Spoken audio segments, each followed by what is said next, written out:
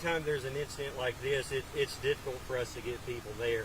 Luckily, today we had staffing at some of our county fire stations, and they were able to get there quicker, I should say. But like I say, we work very well with EMS and the Sheriff's Department, and I'll say that I'm proud of our Sheriff's Department for not hesitating and going straight into the water to try to rescue the pilot.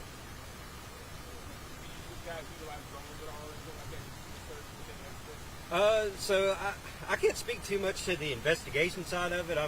I'm more the rescue side of things. But I would imagine that our Sheriff's Department, they obviously have a criminal investigation division. They're on scene now, and I would believe that they probably do use drones. I think Chief Hogan mentioned it earlier. The FAA is on their way. I believe from Atlanta. So it's going to take them a bit to get here. Right now, more or less, what we are doing is preserving the scene. You know, keeping people out that don't need to be in, gathering as much of the information that we can for when the FAA gets here and to assist with their investigation. Obviously, all of us will be doing our own investigation along with that, but it's kind of a just wait and see game right now. Yes, sir. What does nightfall bring as far as hardships? Anytime that it gets dark outside, it's going to be a little bit more difficult, just due to the obvious visibility issues. And again, I revert back to, this is a very rural area. There is no lights out here. I live in this community, and I can tell you that at night it is beautiful because you can see the stars, but you cannot see much anything else.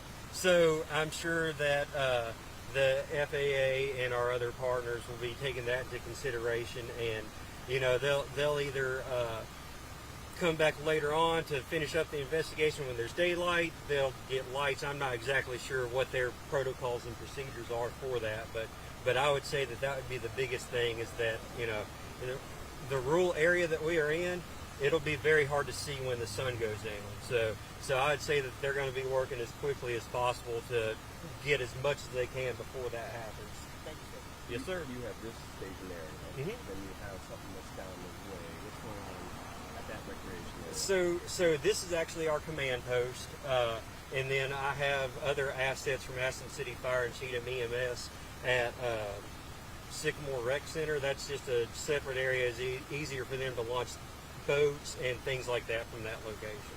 So just close to the water. But it's a large scene, very spread out. But This is the most direct to it? this is the most direct by foot, and then obviously waterway would be most direct to the actual crash itself. One last question too. I know it's rural, but was it? I mean, it's lucky in a way it didn't hit a house or anything. Oh, very like that, lucky. right? Yes, Yeah. very lucky. As Chief Hogan said, there is a private airstrip not far from here. Can't confirm that's where he was going. We just don't know that yet. But there's luckily not a lot of houses out here. But oh yeah, it's lucky that he did not hit a house and cause any more damage. Thank you all so Good. much. Thanks for listening. Yes, it's We'll give you another, Lieutenant.